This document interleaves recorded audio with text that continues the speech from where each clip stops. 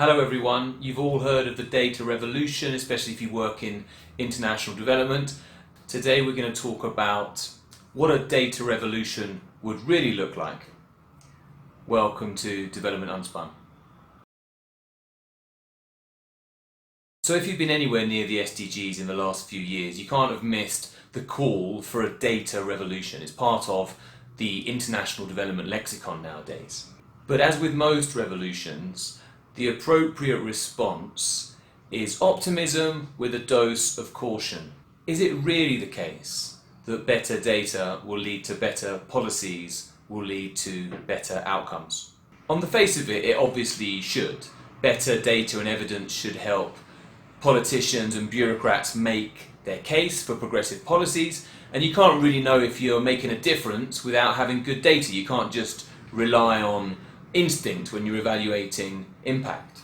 Nevertheless, there is a danger of getting overexcited by more and better data, especially when it's very funky presentations and modern satellite viewings and all that stuff. And I think there are two main things we should be worried about. First, when you look at where development is slow or where even it's going backwards, if you look at politics or trampling on the rights of marginalised groups, is it really a lack of data that's the problem? And second, insofar as we do need better data and evidence, who has access to it and who controls it? How does it affect power?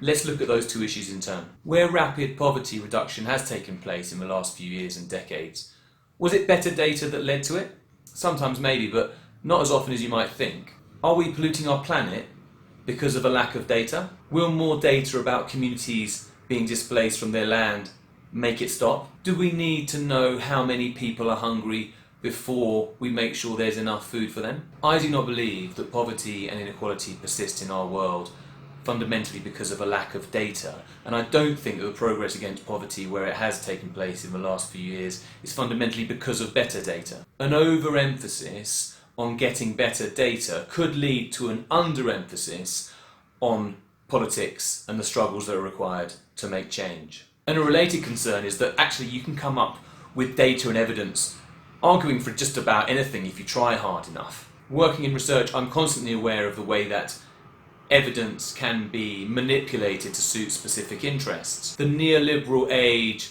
of the 80s and 90s, led by the World Bank and the IMF, was nothing if not data heavy, with mega PhDs arguing for certain policies based on very good quality research, except that they were the wrong policies. As Benjamin Disraeli may have said, there are three types of lie: lies, damn lies, and data. Of course we need good data and evidence, but we also need to know the limits, and we need to be master of it, not servant. So that's my first concern. My second concern is that, as another great Englishman, Francis Bacon, might have said, data is power.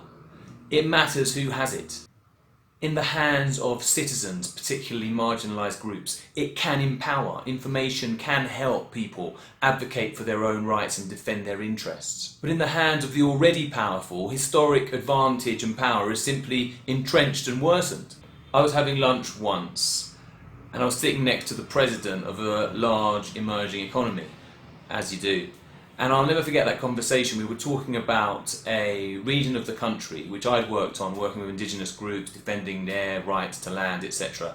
And his comment was, oh yes, aren't there a lot of mineral deposits there? And of course, there are. And it reminded me that there's already a huge amount of data that governments have over communities that informs their decisions, but may well not be available to the communities affected. And it's not just governments, of course. In the era of big data, you've got huge companies like Google and Amazon with huge amounts of data about consumers. The word revolution implies a people-led overturning of the current system. And if this data revolution actually puts data and power in the hands of poor and marginalised communities, it will be a revolution worth joining. A non-revolution would be if a group of nerds and politicians ended up knowing more about the lives of poor people and marginalised communities than they do. The data revolution could rebalance power if the amount of good quality information on the laptops of marginalised communities increases relative to the amount of good quality information on the laptops of those people that have always done the marginalising. But what if the reverse happens? What if communities think they're getting much better data as part of this SDG data revolution, when in reality the vast majority of new data and information is ending up in the hands of the powerful? Just like in all development interventions, the question that matters is this: are marginalised communities more powerful than they were before? You know, data is one of the world's most important commodities nowadays. And just as in all economics, growth is important, but distribution is equally, if not more important. According to the Open Data Barometer, governments are gradually opening up their data. But even among the 30 countries most committed, only 1 in 5 data sets is publicly available. And governments are, and I quote, treating open data as a side project. There is a huge opportunity to get this right, and the UN and the SDG movement and national statisticians need to be at the forefront of that. Better data doesn't necessarily mean a better world, but it could. It depends how it's shared out. The data revolution should be leading the way, not just to end data poverty, but to reverse data inequality. The challenge for those of us working with and on data is to use it to empower people and communities.